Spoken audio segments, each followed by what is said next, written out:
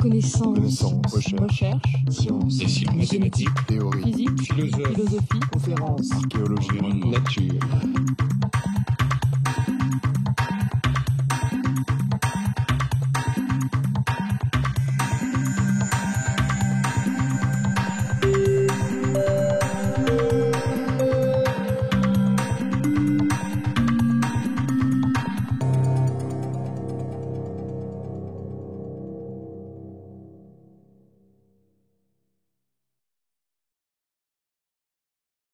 Alors, donc, dans cette deuxième heure, je vais introduire le concept de la dualité de Dohlen-Horn-Schmidt et comment, petit à petit, cette idée nous a amené à trouver une solution à un bootstrap bon marché. Alors, j'avais parlé tout à l'heure du bootstrap proposé par Chu qui n'a jamais marché et que c'était assez compliqué effectivement à résoudre. Et là, on va trouver une solution magiquement très, très simple et après on va décrire quelques propriétés de la solution. Donc, pour bien introduire ce concept de dualité, je dois revenir un petit peu au milieu des années 60. Donc, on reprend cette idée de Regge, de Chu et de Mandelstam. Et l'idée à ce moment-là, c'était de combiner cette idée-là avec les propriétés d'analyticité, comme je vous avais dit, de la matrice S, qui sont une conséquence de la causalité, pour obtenir des règles de somme. Alors, qu'est-ce que c'est ces règles de somme? Bon, les cas les plus simples, c'est celui de la superconvergence, dite la superconvergence, due à mon cher collègue, malheureusement décédé, Sergio Fubini, avec lequel j'ai beaucoup travaillé dans ma jeunesse, et qui s'applique au cas particulier où les nombres quantiques, toujours dans ce canal T, la variable qu'on garde fixe, sont tels que, disons, à cause soit des nombres internes de la charge, de l'hypercharge, nombre baryonique, ou aussi à cause de certains flips d'hélicité, parce qu'ils contribuent aussi d'une façon ou de l'autre, sont tels, d'une façon ou de l'autre, que l'amplitude A de S et T décroît à l'infini, à S tendant vers l'infini, plus rapidement que 1 sur S. Alors, si on combine cette information qui est donnée, par exemple, par la théorie de Regge, avec l'analyticité, cette dernière, nous permet d'écrire des relations de dispersion, parce qu'on connaît les propriétés d'analyticité. Donc, vous connaissez peut-être, même dans l'optique, il y a les règles de dispersion. Et on écrit, par exemple, l'amplitude complexe en fonction de sa partie imaginaire et une relation de dispersion qui a cette forme-là. Sans subtraction, parce qu'en général, on peut rajouter ici des polynômes, des choses qui n'ont pas de singularité, mais à cause de l'hypothèse que l'amplitude décroît à l'infini, on n'a pas de subtraction. On n'a pas de subtraction si l'amplitude décroît à l'infini. Mais ici, on a une information de plus. Et elle décroît à l'infini, et même si je multiplie A par S, elle décroît à l'infini. Parce qu'elle décroît plus rapidement qu'1 sur S.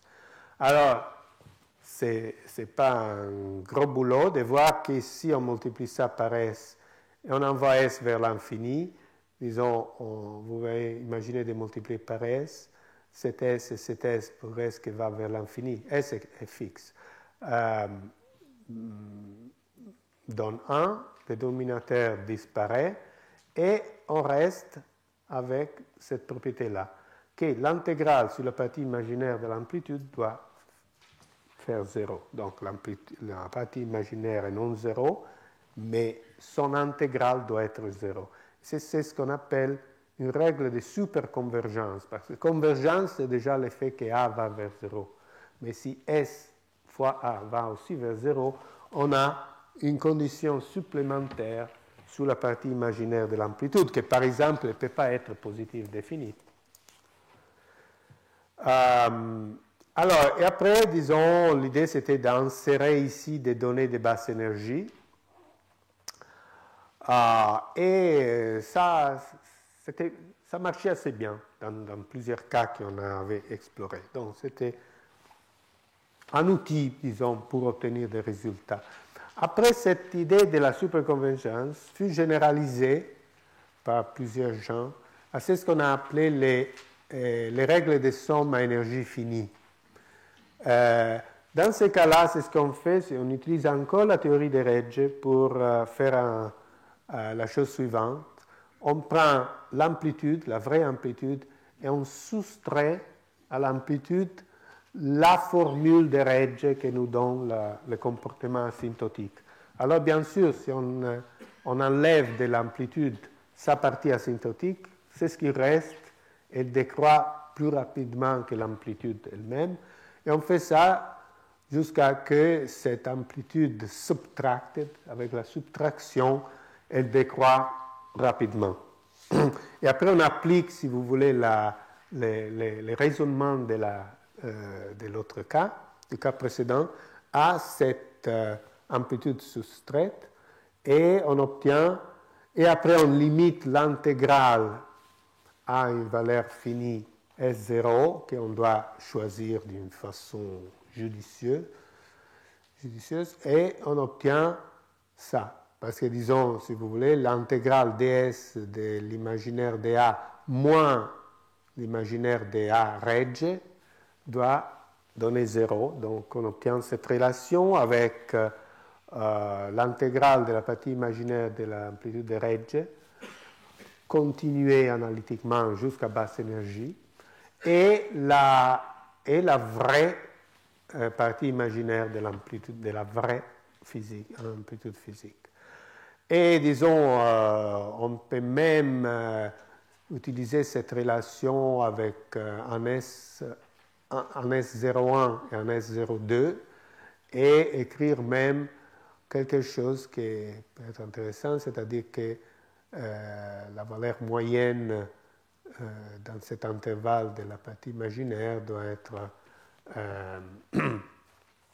égale à l'intégrale de la partie de Regge, mais ça, on le connaît directement en fonction des trajectoires de Regge et du résidu des trajectoires, et on obtient des choses pareilles.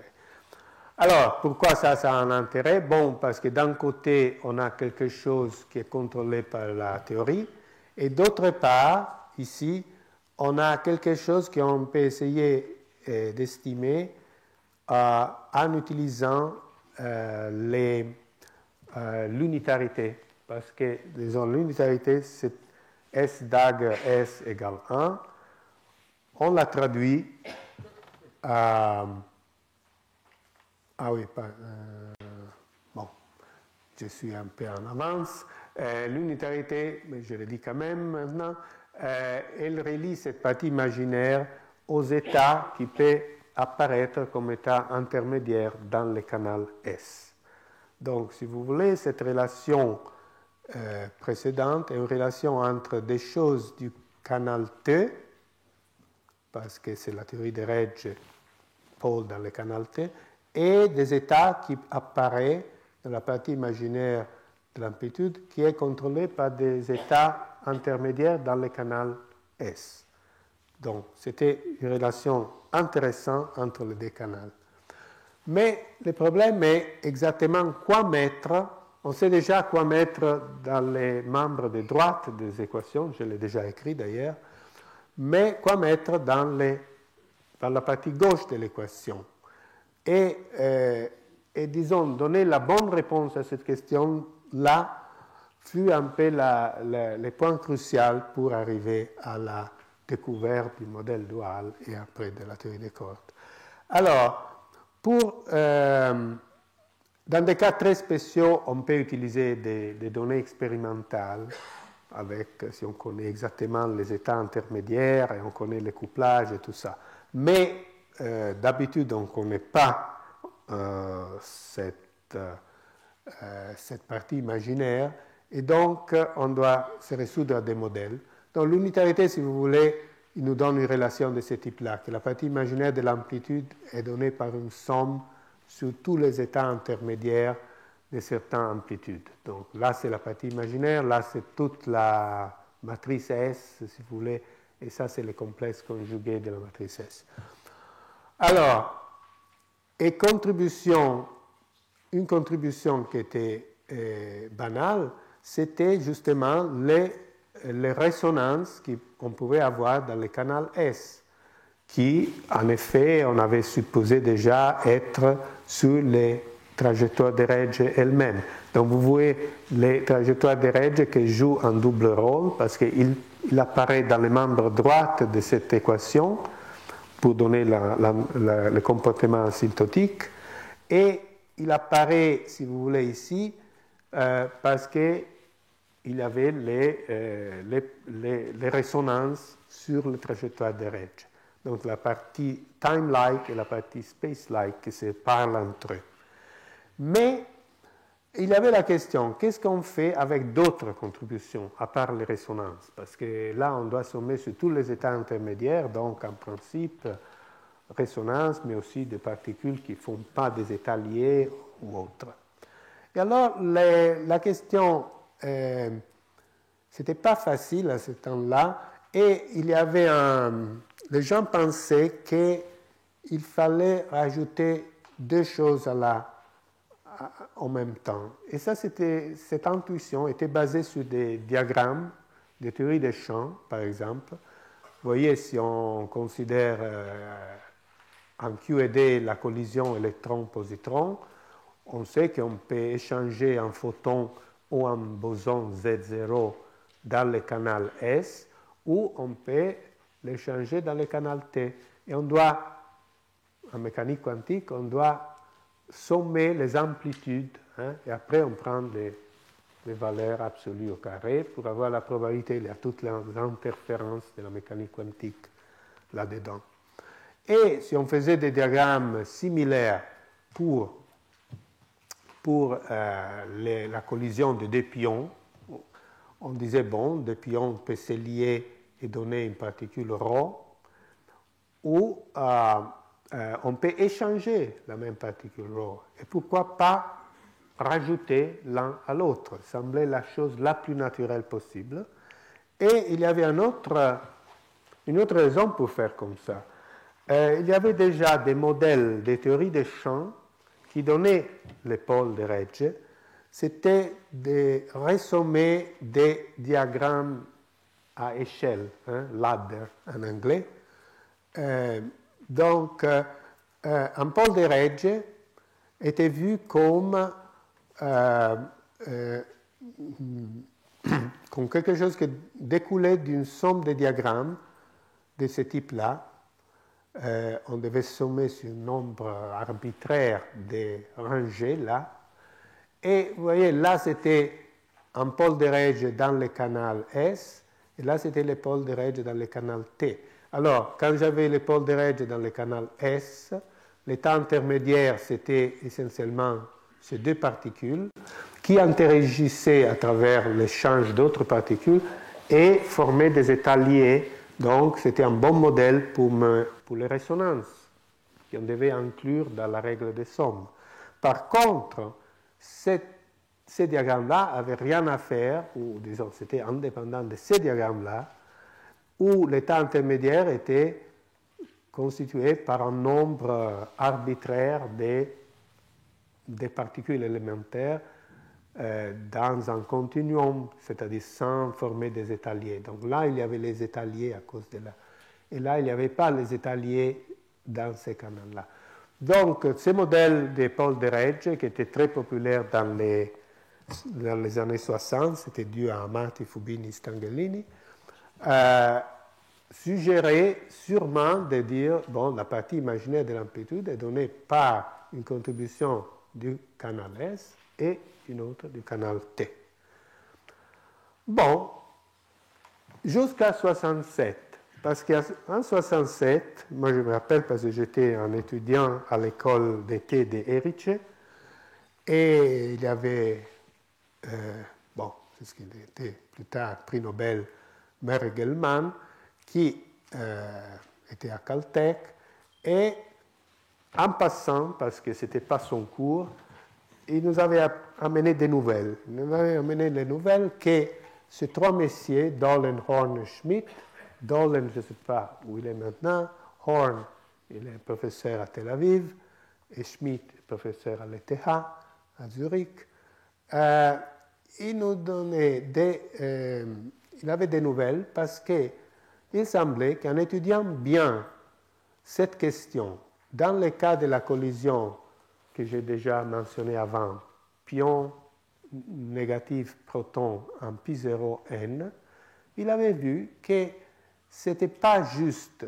de rajouter cette contribution et cette contribution. Vous voyez là, il y a les particules qu'on peut échanger dans ce canal. Par exemple, pi minus pi peut donner un neutron, peut donner un delta, une résonance à spin 3, 3,5,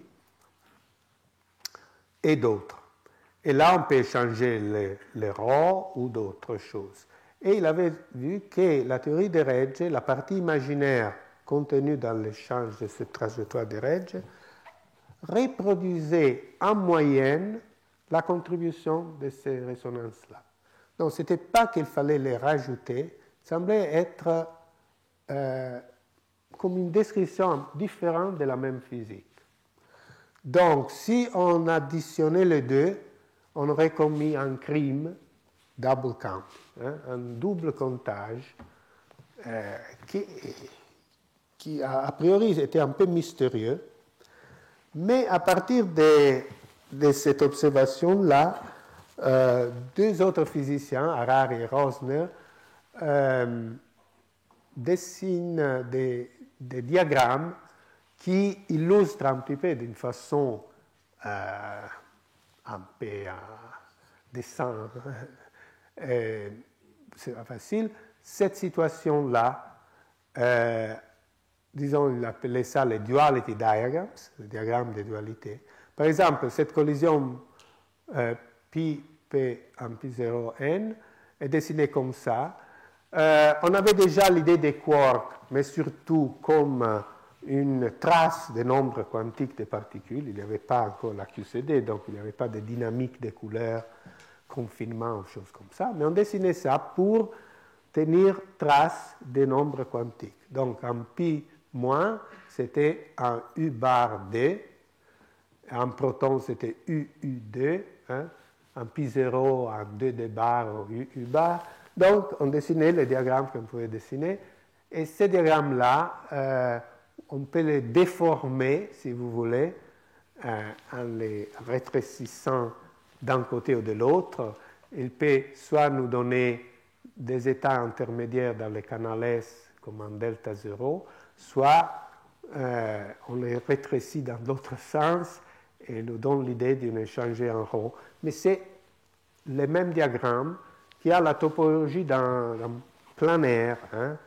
Donc, au lieu d'avoir des strips comme dans les modèles multipériphériques avec tous ces rangées, où disons, on n'a pas vraiment une symétrie entre les canaux S et T, là, on voit déjà une symétrie qui émerge. Bon, c'était une bonne description pour décrire plusieurs trajectoires de Regge, sauf à nouveau la trajectoire du vide de Pomeroy, qui ont été laissés à côté. Bon, là, c'est une autre histoire où on va peut-être revenir. Donc, je me rappelle qu'après cette école de Regge, j'étais à l'Institut Weizmann en Israël, on s'était dit, bon, il faut utiliser cette idée de la dualité et faire un joli bootstrap.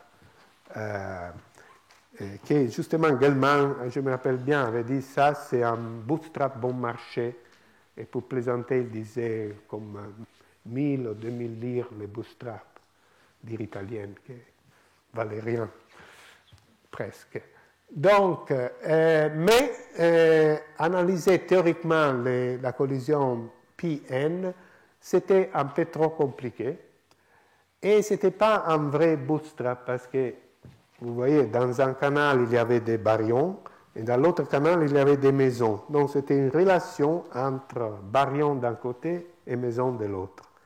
Alors, c'était plus joli d'avoir un processus où on avait les mêmes choses dans les deux canaux. Comme ça, disons, il y avait vraiment une question d'auto-consistance de la théorie.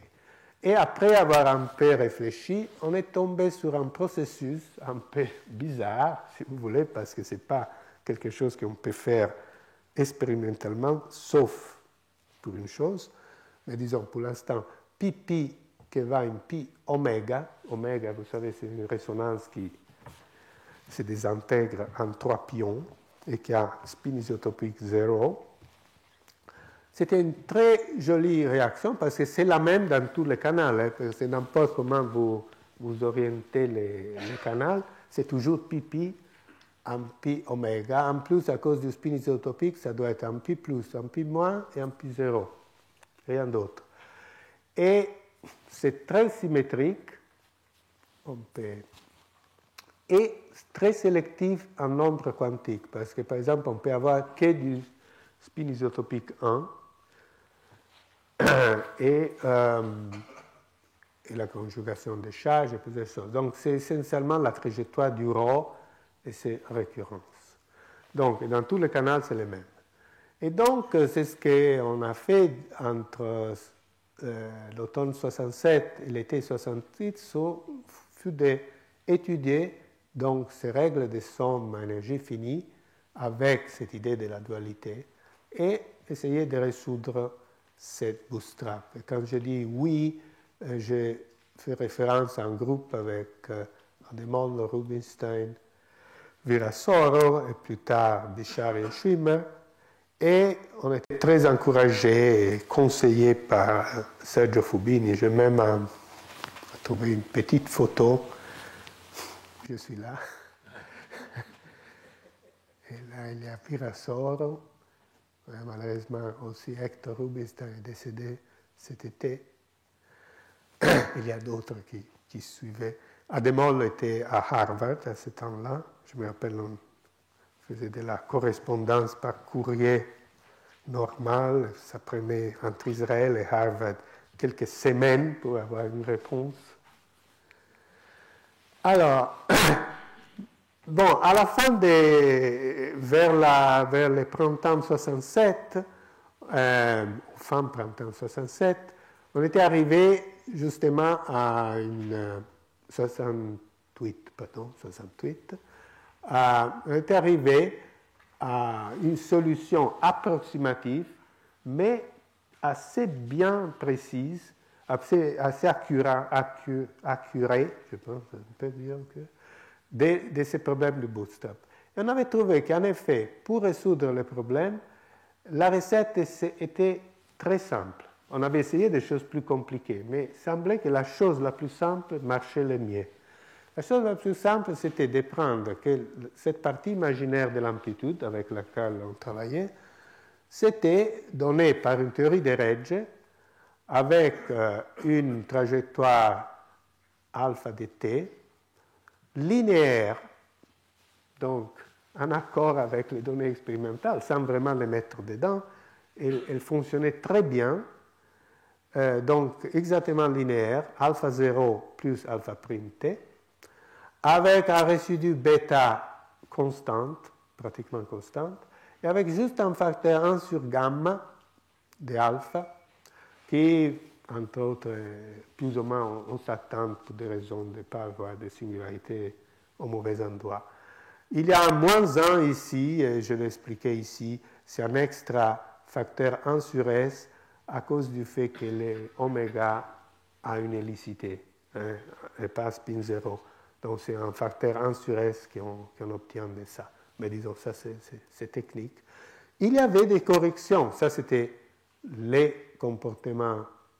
Mais les corrections étaient du type 1 sur S, plus 1 sur S2 plus 1 sur S3, donc en puissance entière de 1 sur S, qui on pourrait interpréter comme il y avait une trajectoire dominante suivie des trajectoires subdominantes, parallèles et espacées d'une façon régulière. Parce que 1 sur S, ça veut dire que le alpha est une unité plus bas de la précédente. Donc il y avait toute une... Je n'ai pas dessiné, hein, mais c'est à peu près le diagramme que j'avais dans l'autre cours. Hein. Vous imaginez des trajectoires. Et l'alpha 0 tombait être très bien de l'ordre de 0,5. Et vous avez vu que phénoménologiquement, alpha rho 0, je dis 0,57. Donc, il marchait assez bien. Donc, mais ce n'était pas encore vraiment une solution exacte. Il marchait de mieux en mieux en rajoutant de plus et plus de termes. Alors, comment on est arrivé de ça à une solution exacte? Bon, il y a essentiellement 3 petits pas à faire. Donc, le premier pas, c'était de regarder pas vraiment la partie imaginaire de A, mais regarder la fonction A elle-même, pour la raison que A est une fonction analytique. Imaginaire de A, ce n'est pas une fonction analytique. Et l'autre chose est que A est supposé avoir une propriété de symétrie dite de crossing. Donc, elle doit être symétrique dans l'échange de S avec T. Donc, ce n'est pas une propriété de la partie imaginaire, parce que la partie imaginaire dépend effectivement de quel canal on regarde. Hein. C'est en effet une discontinuité de la fonction. Et la troisième chose, peut-être la plus importante, c'était de se concentrer sur l'aspect résonance plutôt que sur l'aspect règle.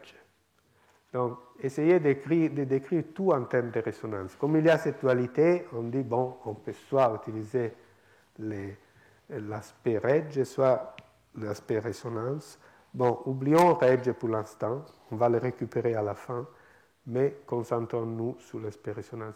Entre parenthèses, je l'avais mis dans une transparence précédente, cette idée de dualité.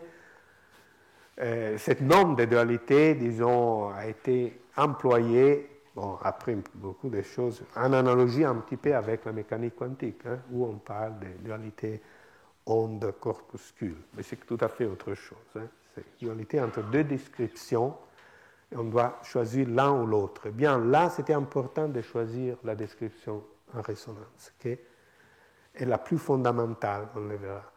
Alors, on prend cette partie imaginaire. Alors, après, c'est assez simple. Hein. Prendre cette partie imaginaire, on dit, bon, mais quelle est une fonction, quelle est la fonction, ça on le savait déjà, hein, quelle est la fonction A dont la partie imaginaire est ça? Bon, elle est ça. À un facteur pi près, c'est ça. Donc, vous voyez, c'est une fonction qui, pour S positive, a un point de branchement, parce que moins S à une puissance non entière, c'est quelque chose qui a un point de branchement, et une discontinuité, c'est cette discontinuité divisée par I, ou par 2I, qui est la partie imaginaire. Donc, si on prend cette chose-là, et on écrit, je fais l'algèbre pour vous ici, moins 1, on peut l'écrire comme exponentielle de I pi, donc ça nous donne exponentielle I pi alpha, moins 1, il ne sert à rien, mais exponentielle I pi alpha a une partie imaginaire sinus de pi alpha. Mais sinus de pi alpha fois gamma de 1 moins alpha, en utilisant cette formule qu'on connaît bien, nous donne pi divisé par gamma de alpha. Donc, il nous donne ça en facteur de pi près. Voilà, hein, c'est une algèbre que vous pouvez faire vous-même. Donc, ça, c'est l'amplitude qui reproduit la partie imaginaire. Mais, vous voyez bien, elle n'est pas du tout symétrique entre S et T, cette amplitude-là. Il y a des singularités ici, et il y a un point de branchement ici. Donc, elle ne peut pas être symétrique. C'est évident. Alors, comment la rendre symétrique? Bon, on utilise une propriété des fonctions gamma qui, bon, j'aurais dû peut-être écrire là, je l'ai dit en mot. Gamma d'une certaine quantité, appelons-la A, divisé par gamma de A, pardon, disons comme, ouais, non, mieux comme ça, A divisé par la gamma de A moins B, si A tend vers l'infini, elle va comme la puissance A, comme A à la puissance B. Hein? Je répète, gamma of A de A divisé par gamma de A moins B pour A grand et B fixe va comme A à la puissance B. Alors, si on applique cette propriété de la fonction gamma, on peut réécrire, à part des facteurs de correction qui sont subdominants, cette minus alpha à la, minus S à la alpha, comme ce rapport de fonction gamma. Hein, parce que vous voyez que les numérateurs et les dénominateurs diffèrent par un alpha moins 1. Donc, si on applique cette formule, on obtient ça. Donc, c'est très simple. Maintenant, on prend ces trucs-là et on les remplace avec le rapport des deux fonctions gamma. Et la magie a lieu parce que tout d'un coup, elle devient symétrique. Elle devient symétrique entre S et T. Et il y aura à ce moment-là des singularités du même type, en S et en T. Comme je vous disais, en faisant ces remplacements, qui est asymptotique, et en effet, il ne marche pas tout à fait sur l'axe réel. Il faut aller un petit peu complexe. Parce que vous direz, mais comment cette fonction-là peut être égale à cette fonction-là? Cette fonction-là a un point de branchement. Cette fonction-là, elle n'a pas de point de branchement. Si S est linéaire, si alpha est linéaire en S, elle n'a que des singularités du type pôle. Vous savez, la fonction gamma, j'espère que vous savez, a des pôles quand l'argument est 0 ou négatif. La fonction gamma. Mais des pôles seulement, c'est une fonction méromorphe. Et là, alors, la magie, c'est que, à nouveau, en moyenne, la partie imaginaire de cette puissance est en moyenne la somme des résidus des pôles de cette autre fonction homogène. Bon, bref, on arrive finalement à cet objet qui est une fonction bêta d'Euler, hein, parce que ce rapport de fonction gamma qu'on a obtenu a même un nom, c'est la fonction bêta d'Euler, qui est en général la gamma du premier argument fois la gamma du deuxième argument divisé par la gamma de la somme des deux arguments. Hein, c'est la fonction bêta d'Euler. Bon, on n'a pas complètement fini parce qu'en effet, le processus pi en pi oméga a une symétrie ST, mais aussi SU et TU. Alors, mais la recette là est très simple. On fait la somme de trois fonctions bêta. Une bêta qui contient S et T, une bêta qui contient U et T, une bêta qui contient S et U. Et fin de l'histoire. Et après, on peut s'amuser à voir si cette recette marche, si elle nous donne tout ce qu'elle doit nous donner. Et effectivement, et c'est là qu'on on s'était un peu étonné au départ, que tout marche bien. Alors, il y a une dualité à la Dollond-Horser-Smith qui est complètement exacte. En effet, elle est une conséquence directe de l'analyticité, donc des relations de dispersion qui vaut pour cette amplitude, pour le fait que toutes les singularités de l'amplitude sont des pôles correspondant à des résonances et que le comportement asymptotique est du type Revge. Et donc, on obtient une dualité, comme on va le voir tout à l'heure, entre deux sets infinis de résonances. Alors, pour étudier les propriétés et aussi pour les généralisations de cette amplitude à des cas plus compliqués, c'est très utile d'utiliser la représentation intégrale de la fonction bêta, qui a des avantages et a aussi des petits désavantages. L'avantage est que, vous verrez bien, c'était facile d'étudier plusieurs propriétés.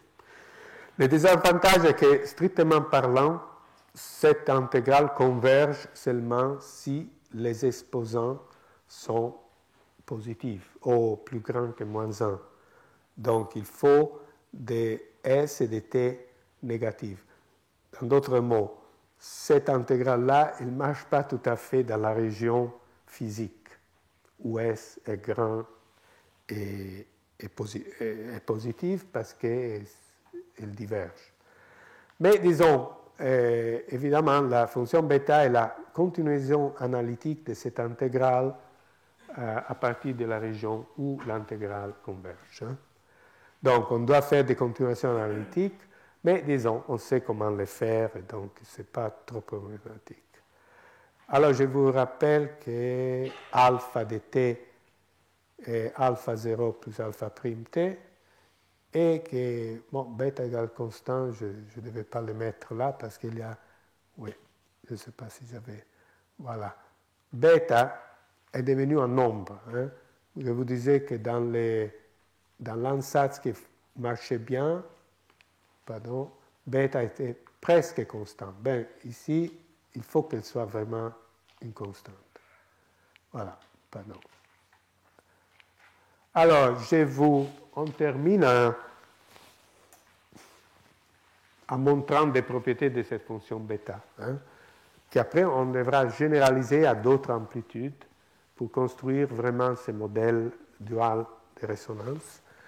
Alors, la symétrie des crossing, bon, elle est assez évidente ici aussi, mais comment on la voit dans l'intégrale? Bon, c'est très simple, on échange la variable d'intégration dx en 1 moins x, et on passe, et on montre qu'il y a une symétrie entre S et T.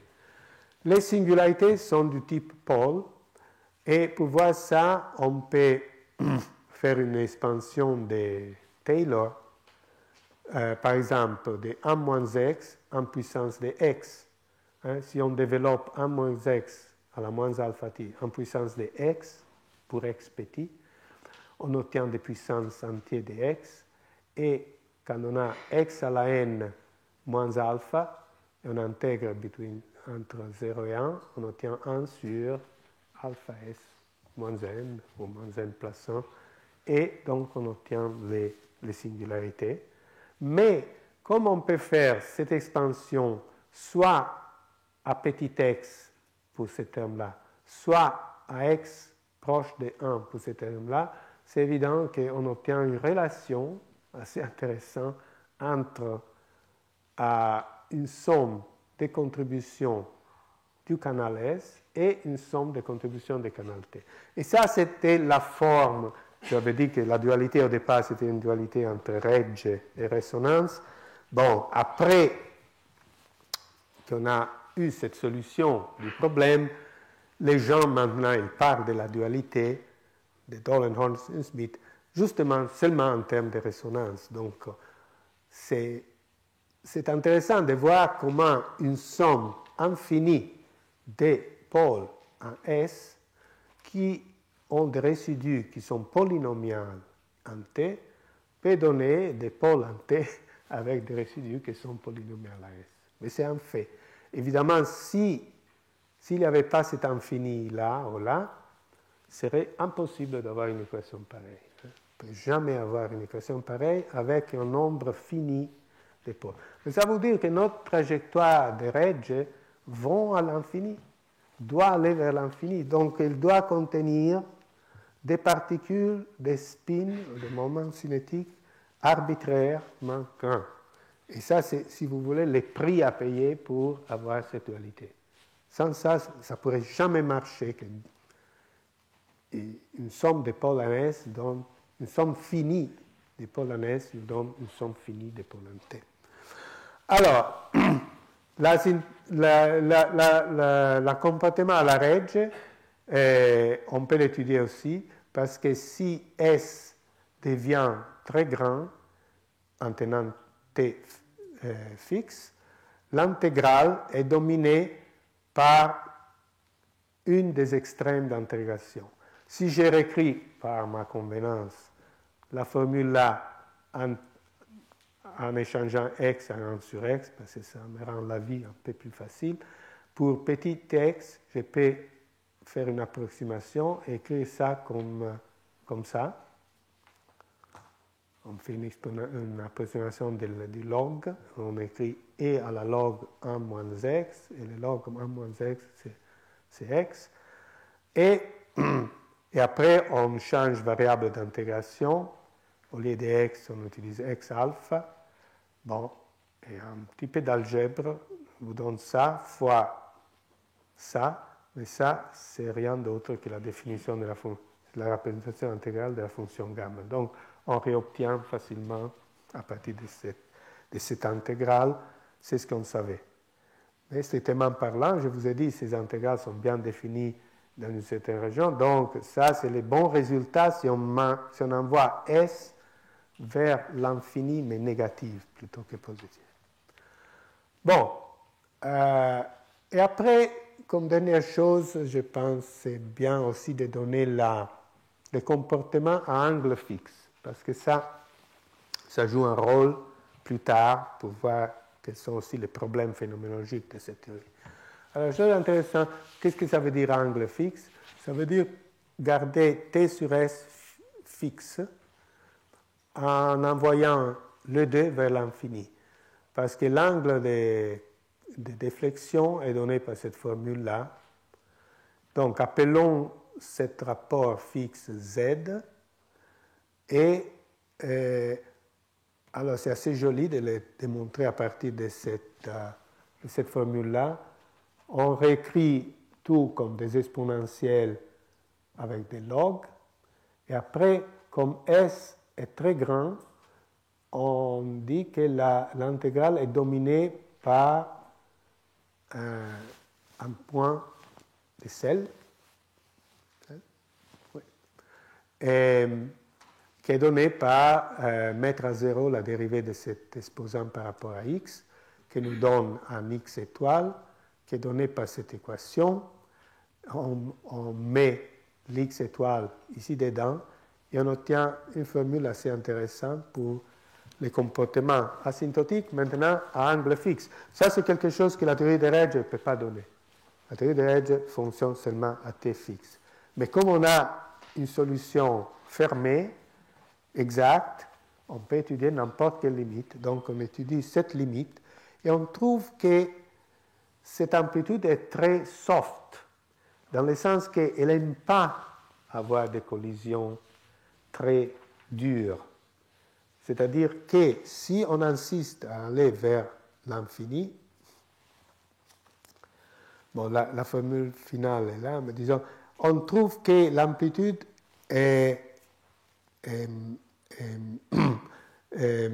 décroît d'une façon exponentielle en l'énergie carrée. Oui, je pense que là, c'est une meilleure formule qui, entre parenthèses, même si je parle de A, de S et T, mystérieusement, ce comportement, je pense que ce n'est pas très bien compris pourquoi, elle est symétrique en S, T et U. Mais disons, l'important du point de vue physique est que ces amplitudes sont très très petites à angle fixe. C'est-à-dire que ce modèle-là, il ne permet pas d'avoir des collisions dures. Si vous vous rappelez QCD, en QCD, on peut avoir des collisions dures. On paye un petit prix, un petit 1 sur log, parce qu'il y a un alpha strong dans la liberté asymptotique. Là, non. Là, l'amplitude est vraiment tuée à angle fixe. Donc, ouais, j'ai presque terminé. Alors, dans la suite, on va un peu oublier pi en pi oméga et on va se concentrer sur la collision des particules sans spin.